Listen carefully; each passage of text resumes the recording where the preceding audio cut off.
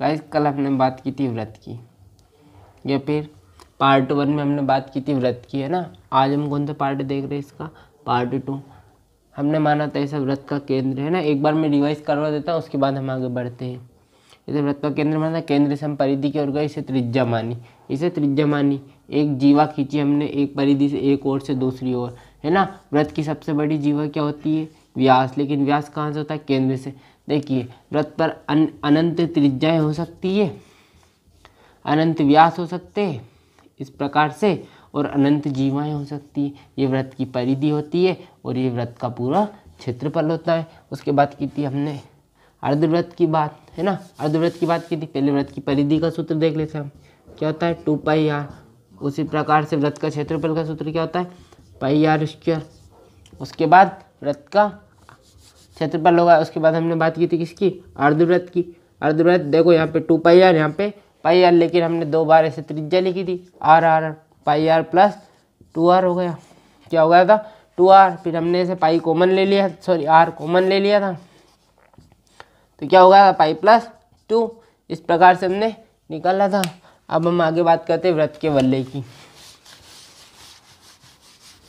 Guys आगे बढ़ते हैं हम वृत्त के वलय की।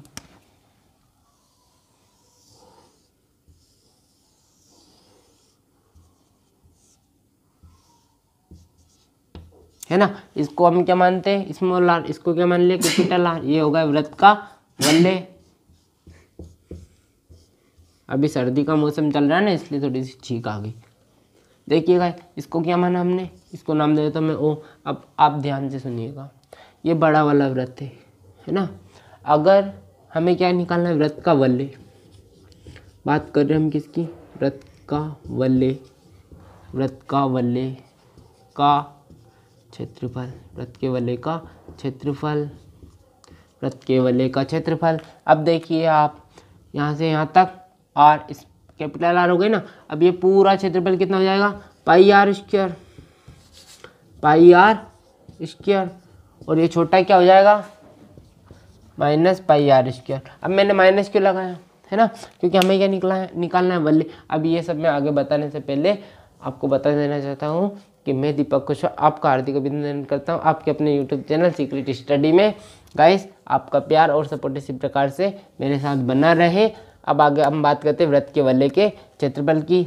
देखिए ये बड़ा वृत्त, इसका क्षेत्रफल क्या हुआ πr², और छोटे वृत्त का क्षेत्रफल छोटा πr² है ना। अगर हम इस बड़े में से छोटे क्षेत्रफल घटा देंगे तो क्या बच जाएगा हमारा, ये वलय, ये वलय बच जाएगा, है ना, ये वलय बच जाएगा। देखिए गाइस यहाँ भी पाई, यहाँ भी पाई, पाई कॉमन है ना, ये r²। इसी प्रकार से क्या हो जाएगा r + r स्मॉल r, है ना, capital R minus small r। इस प्रकार से होगा। गाइस आप बोलोगे सर ये कैसे लिखा आपने, तो आप सभी ने ये सूत्र देखा होगा a² - b², जो कि हम 6th क्लास में पढ़ते हैं ना, a² - b² = a + b, कोष्टक के अंदर a - b। आप इस बार एक बार इसका स्क्रीनशॉट ले लीजिए, उसके बाद हम आगे बढ़ते हैं।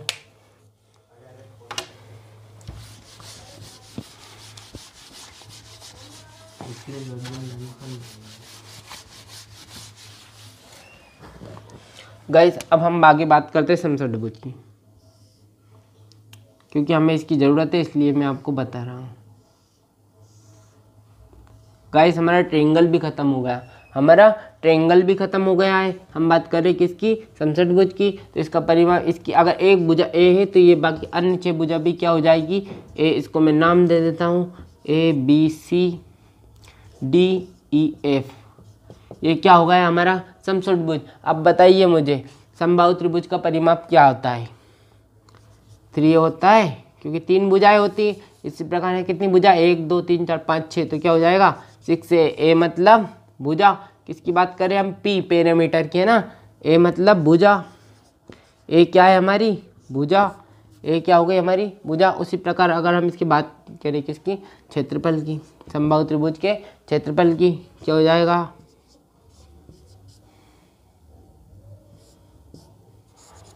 एक मिनट गाइस, थोड़ी सी टेक्निकल प्रॉब्लम है। गाइस अब दिख रहा है, ठीक दिख रहा है आप सभी को।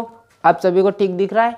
मैं ठीक से दिख रहा हूँ? मेरी आवाज़ आ रही है? आवाज़ सुन पा रहे हो आप सभी? अब देखिएगा आप ध्यान से, है ना। किसकी बात की मैंने? समषटभुज की। क्या होता है ये? भुजा स्क्वायर भी हो जाता है ना हमारा। कल हमने निकाला समबाहु त्रिभुज। अब आप बोलोगे 6 से गुना किया। अब देखिए यहाँ पे क्या होता है हमारा? सेंटर, है ना। इस प्रकार से मैंने बनाया समबाहु त्रिभुज। कितने समबाहु त्रिभुज हो जाएंगे? कितने हो गए गाइस? 3 4 5 6, है ना। एक समबाहु त्रिभुज का क्षेत्रफल √3/4 इंटू ए स्क्वायर, है ना। भुजा का स्क्वायर 6। कितने समबाहु त्रिभुज? 1 2 3 4 5 6, इसलिए मैंने कितने से गुना कर दिया इसको? 6 से गुना कर दिया। ये क्या होगा हमारा? समबाहु त्रिभुज का, सॉरी, समषटभुज का क्षेत्रफल, है ना। एक बार आप इसके स्क्रीनशॉट ले लीजिए, उसके बाद हम आगे बढ़ते हैं।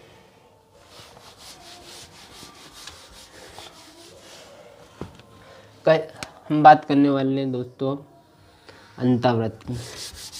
किसकी बात करने वाले हैं अब हम? अंतःवृत्त की, है ना। अंतःवृत्त की परिभाषा क्या है?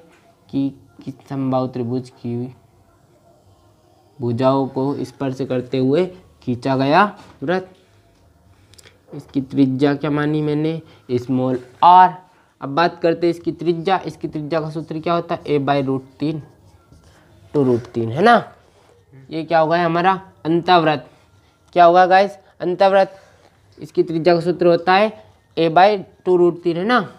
देखिए इसकी परिधि निकालनी हो तो क्या हो जाएगी? परिधि का सूत्र c क्या होता है? 2πr। पहले हमें क्या निकालनी? त्रिज्या। अगर a का मान है कितना? 4 सेंटीमीटर। कितना है a का मान? 4 सेंटीमीटर। तो क्या हो जाएगा हमारा? एक स्थान पे हम कितना रख देंगे? 4/2√3। 2 से 2 कैंसिल, कितना जाएगा? r का मान। इसमें √3 से ऊपर नीचे गुणा कर दीजिए।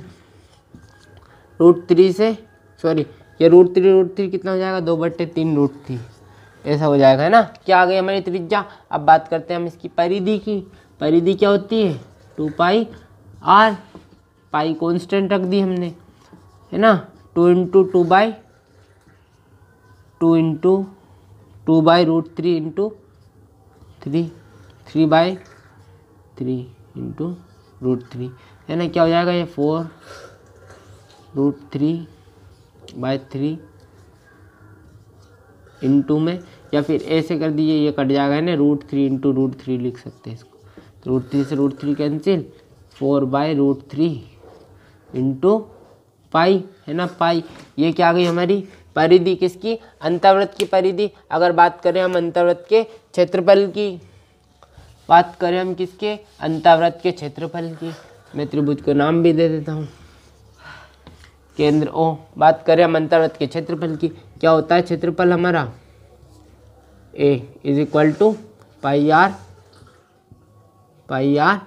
स्क्वायर। पाई का मान 22/7, r का मान है हमारा कितना? अभी निकाला था ना मैंने, कितना था? 2/√3, उसका होल स्क्वायर। कितना हो जाएगा ये? 22/7 इंटू 4/3, कितना हो जाएगा? 22 चुके 88/81 सेंटीमीटर स्क्वायर। क्योंकि 2 बार गुना होगा ऐसे, सेंटीमीटर इंटू सेंटीमीटर घात 2, मतलब 2 बार गुना। बात करी हमने अंतःवृत्त की। कौन से वृत्त की बात करी हमने? अंतःवृत्त की। अब हम बात करने वाले हैं कौन से वृत्त की? परिवृत्त की। अंतः आ से अंदर, है ना, त्रिभुज के अंदर बना हुआ वृत्त। अब बात करते हैं हम परिवृत्त की।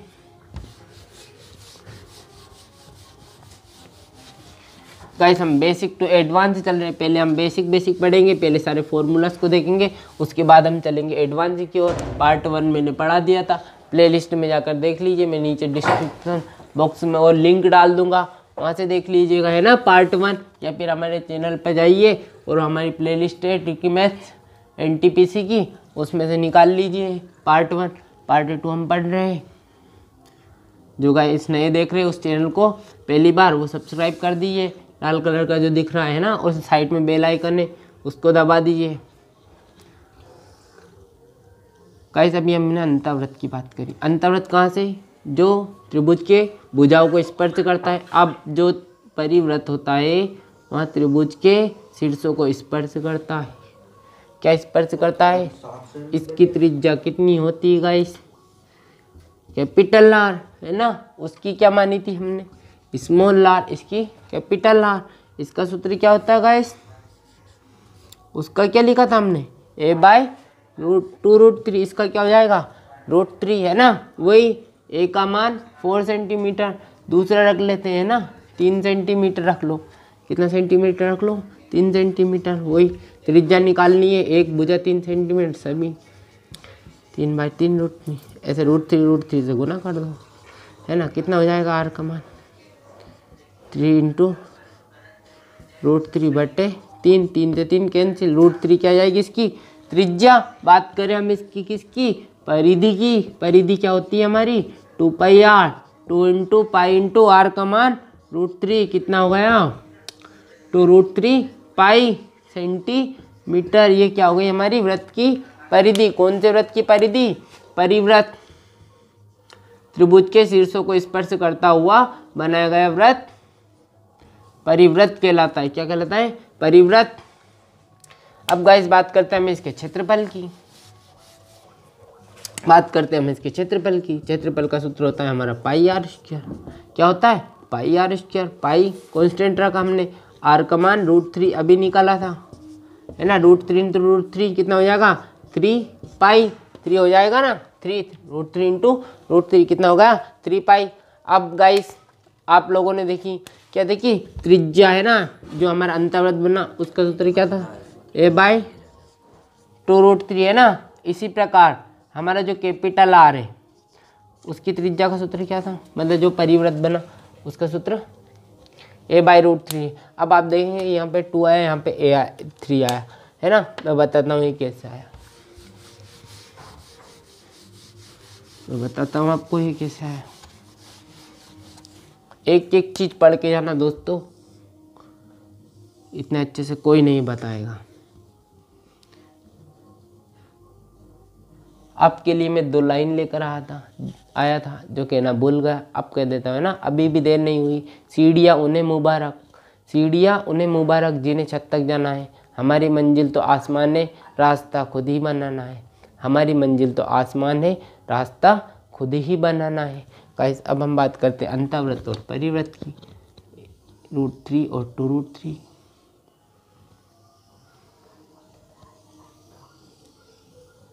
अब आप ध्यान से देखिएगा, ये हमारा सेंटर, ये त्रिज्या स्मॉल आर और ये त्रिज्या कैपिटल आर। अभी बात करी हमने, है ना। अब बात ध्यान से सुनिएगा, ये सेंटर कहाँ से आता है, इसके 3 एंगल होते त्रिभुज में, तीनों का योग 180 डिग्री, मतलब समबाहु त्रिभुज में ये भी 60 डिग्री, सॉरी ये भी 60 डिग्री, ये भी 60 डिग्री, है ना। ये तीनों कोण 60-60 डिग्री। लेकिन बात हम इसकी नहीं कर रहे, बात हम किसकी कर रहे, अंतर्वृत्त और परिवृत्त की, क्योंकि हमारा चैप्टर कौन से चल रहा है अभी, वृत्त का जो ये कोण को समद्विभाजित करता है ना, और जहाँ पर स्पर्श करते तीनों बिंदु मिलते हैं, है ना, वही क्या होता है, त्रिभुज का केंद्र। वही किसका केंद्र हो जाएगा, हमारा वृत्त का केंद्र, है ना। परिवृत्त का भी वही केंद्र। अब गाइस ध्यान से सुनिएगा, यहाँ तक अगर ये a है, ये इसका मान 1 है, किसका मान, इसका मान, यहाँ से यहाँ तक a है, तो ये यहाँ तक से यहाँ तक भी कितना है, 1 है ना। इसका मतलब क्या हुआ, इसका मान कितना हो जाएगा, 2। मतलब जो अंतःवृत्त की त्रिज्या होती है, किसकी बात कर रहे हैं हम, अंतःवृत्त की त्रिज्या की। जो अंतःवृत्त की त्रिज्या होती है वो परिवृत्त की त्रिज्या की, परिवृत्त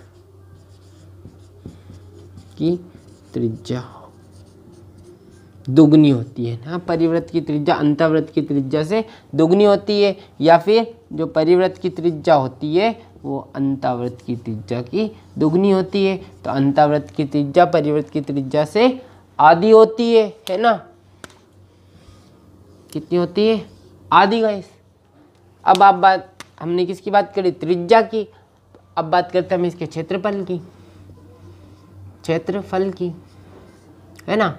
आर और स्मॉल आर, ये 2 ये 1, वही सूत्र हमारा πr², πr², πr²।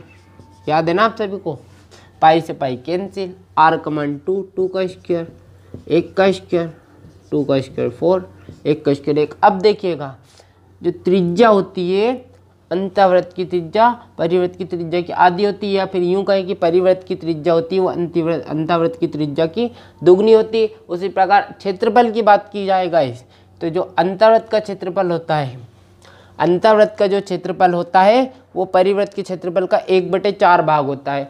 अगर यूं कहें हम कि जो परिवृत्त का क्षेत्रफल होता है वो अंतःवृत्त के क्षेत्रफल का 4 गुना होता है। मैं यहाँ पर लिख देता हूँ, जो परिवृत्त का क्षेत्रफल होता है, परिवृत्त का क्षेत्रफल अंतःवृत्त के क्षेत्रफल का, अंतःवृत्त के क्षेत्रफल का 4 गुना होता है।